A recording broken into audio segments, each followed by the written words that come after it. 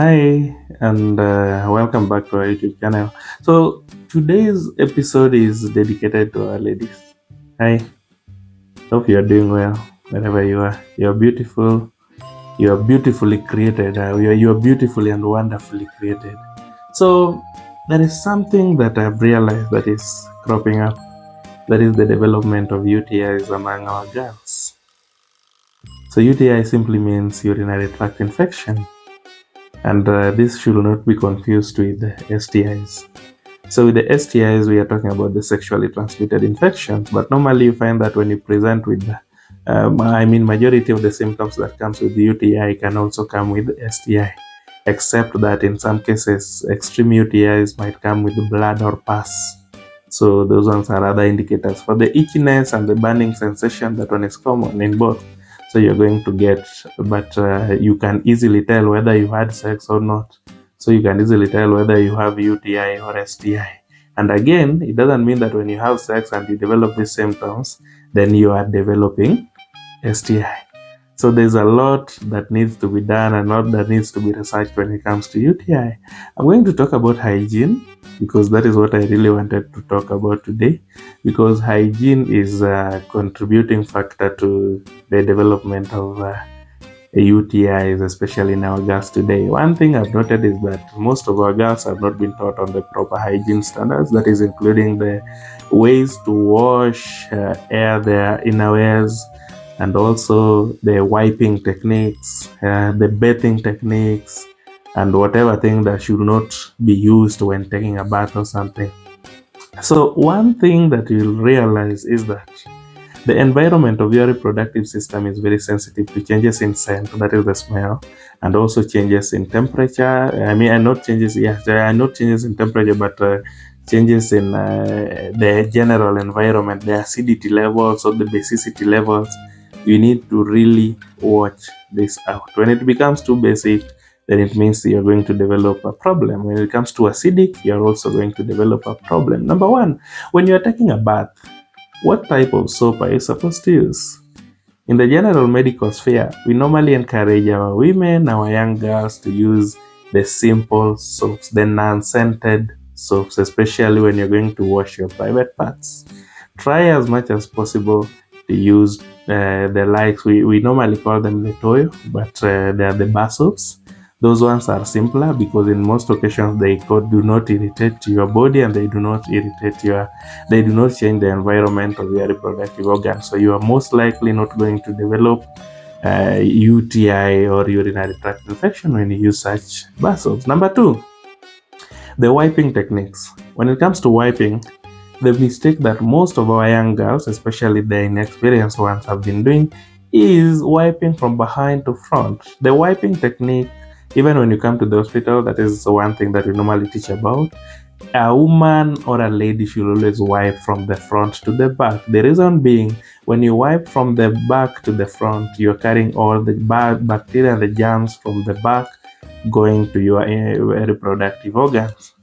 So you have to be very careful with that. Number three, whenever you're washing your undies or the innerwears, the aeration process is very, very important, because normally I've realized that majority of the women, even the older ones, you find that your bathroom becomes the place where you air your wet panties.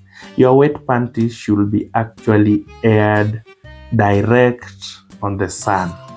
So please air your panties outside, and there's no shame on that, because I'd actually tell my wife, I would tell my daughter or anyone around me, anika panty nje.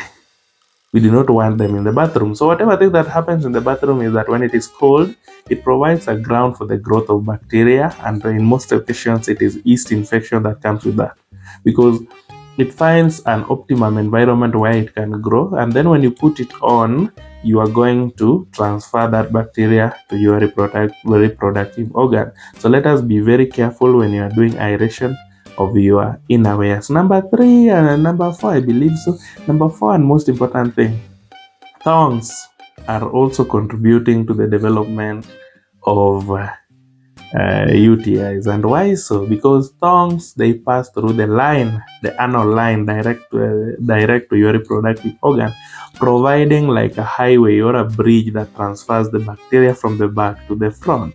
And this normally happens no matter how clean you will be, you'll definitely sweat at one point. And remember, there's a line on your back that normally, no, I mean normally, guy, did I say normally? Thank you. Thank you for the correction. I hope you corrected me before I corrected myself. So the sweat will always pass through the line, that is the spinal line at your back, down to your anal line, carry the sweat through the anal opening and direct into your reproductive organ. That is when you're wearing a thong, and that is why we need to wear the regular panties, because they have a larger surface area. So before it reaches the sweat reaches down there, it will have generally been absorbed by the Andes. And so we need to try as much as possible to maintain our personal hygiene standards. You need to take regular baths, because there are ladies who sleep without taking bath.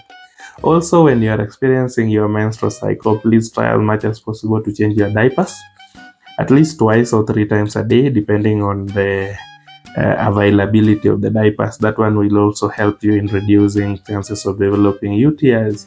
One mistake that normally people do is that whenever a person reports with the UTI, we mistake it for STI.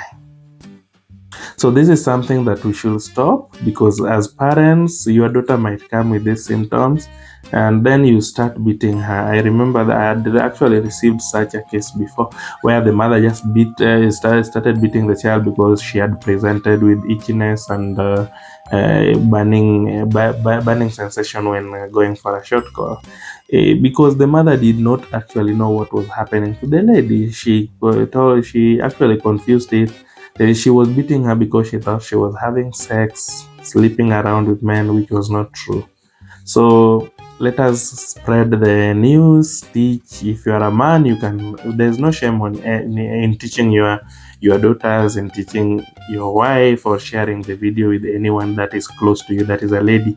So please, sorry about that. I think I overate today. My wife really cooked nice food.